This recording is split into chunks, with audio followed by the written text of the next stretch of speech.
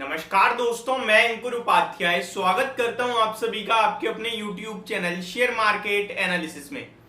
दोस्तों यहाँ पे आप सभी के साथ बात करूंगा कुछ ऐसे स्टॉक्स के बारे में जो आपको रडार पे रखने हैं मंडे को। देखिए बाजार के लिए अब आपके लिए हर एक दिन बहुत इंपॉर्टेंट होने वाला है और आपकी कोई भी पोजीशन हो आपको वहां पे एक चीज जरूर याद रखनी है कि भाई आपके विपरीत किसी स्टॉक के नंबर तो नहीं आ रहे। इसको एक एग्जांपल से समझते हैं।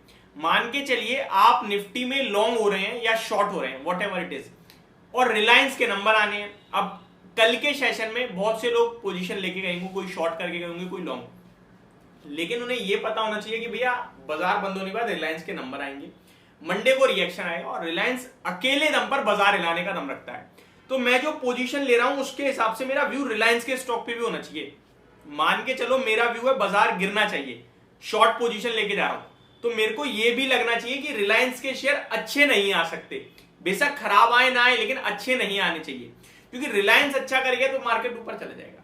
वहीं आपको लग रहा है रिलायंस के शेयर तो खराब आएंगे, रिलायंस तो टूटेगा, तो आप निफ्टी में शॉर्ट पोजीशन ही बनाइएगा, लॉन्ग मत बनाइएगा, क्योंकि रिलायंस पावरफुल है भैया, वेटेज रखता है सबसे ज्यादा, 12% का वेट है अकेले रिलायंस के स्टॉक में निफ्टी के 50 शेयर्स में से।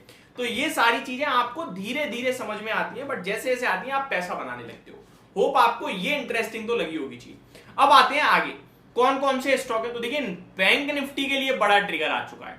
ICICI bank, Kotak bank, AU small finance bank, RBL bank, yes bank, 5 बैंकों के नंबर आए हैं आज और मैंने 4 बैंक के आपके साथ शेयर करे हैं, आरबीएल, आईसीआईसीआई, कोटक और मैंने आप सभी के साथ यस बैंक, इन 4 के नंबर शेयर करे हैं, एयू स्मॉल के नहीं करे थे और चारों ही बैंकों में नंबर मुझे किसी के खराब नहीं दिखे।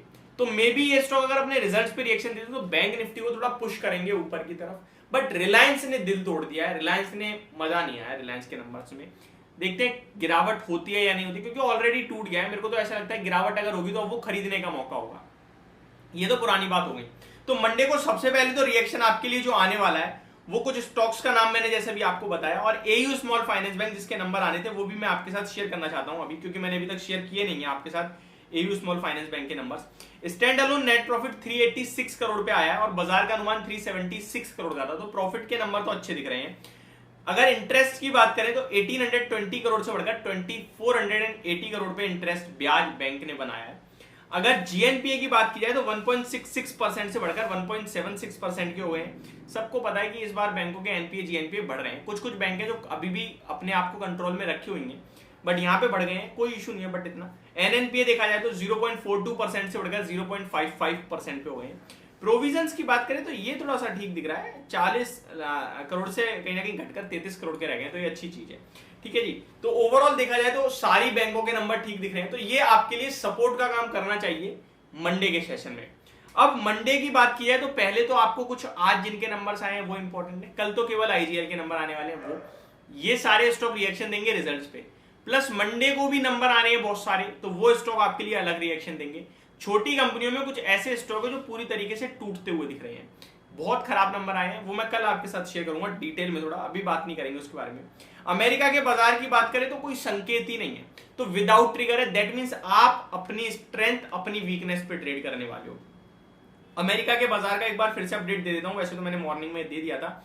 डाउ जोन्स 2 पॉइंट ऊपर फ्लैट, नेस्डैक इंडेक्स 30 पॉइंट नीचे 0.22% की गिरावट, रसेल 2000 6% नीचे लगभग 0.35% हो जाता है इसका, तो ये नेगेटिव मानेंगे। और S&P 500 1 पॉइंट ऊपर फ्लैट, कुछ मूव नहीं था। अब FII का डाटा भी मैं आप सभी के साथ शेयर करना चाहूंगा। कल जो हुआ है लगभग 2000 करोड़ की बिकवाली कर दी है FIIs ने, तो कल मुझे लगता है जो सेक्टर स्पेसिफिक मूव हुआ है, और DIIs ने कल 1290 करोड़ की खरीदारी करी है, तो ये अच्छी बात है। ऑप्शंस में 14,500 करोड़ की बाइंग हुई है, दैट मींस मार्केट लोस पे आई है। मुझे लगता है पुट ऑप्शन में अच्छी खासी बाइंग हुई है आपके लिए फ्राइडे यानी कल के सेशन में। और फ्यूचर्स में 1770 करोड़ की FIIs की बिकवाली, ये डेफिनेटली नेगेटिव पॉइंट है। तो FII का डाटा तो नेगेटिव दिख रहा है मुझे मंडे के लिए। अब मंडे को किस तरीके से इनकी पोजीशन बनती है वो देखने वाली बात होगी। ओवरऑल आपका अभी जो व्यू होना चाहिए शॉर्ट टर्म 1 से 2 दिन के लिए थोड़ा सा नेगेटिव या साइडवेज होना चाहिए, और जैसे जैसे बड़े बड़े नंबर आते जा रहे हैं, बाजार के ऊपर से प्रेशर हटता जाएगा, उसके बाद आप कहीं ना कहीं ट्रेड ले भी सकते हो।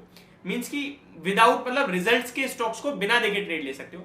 और ऑलमोस्ट सारे बड़े नंबर, रिलायंस के नंबर आ गए, एचडीएफसी के आ गए, आईसीआईसी के आज आ गए, कोटक के भी आ चुके हैं आपके लिए, हिंदुस्तान यूनिलीवर आपके लिए पेश कर ही चुका है, टीसीएस इन्फोसिस कर ही चुके हैं।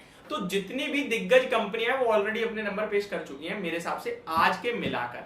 तो अब ट्यूसडे से आपको ऐसा कुछ नहीं है कि निफ्टी में ट्रेड लेने से पहले कोई स्टॉक देखना है जिसके नंबर आने हैं, बाजार को हिला सकता है, अब ऐसा कोई बचा नहीं है। तो अब यहाँ पे आपके लिए थोड़े से माहौल शांत होना चाहिए। बट बाजार में मंडे के लिए आपको थोड़ा उतना पॉजिटिव नहीं, थोड़ा अलर्ट और साइडवेज टू नेगेटिव। बट अगर आपका व्यू पोजिशनल है 2 से 3 हफ्ते का, तो फिर आपको बाय ऑन डिप्स का स्ट्रेटेजी बनानी है, ये आपका व्यू क्रिस्टल क्लियर होना चाहिए। यदि मेरी वीडियो होप आपको समझ में आई होगी। Thank you so much for watching this video. Have a great day guys.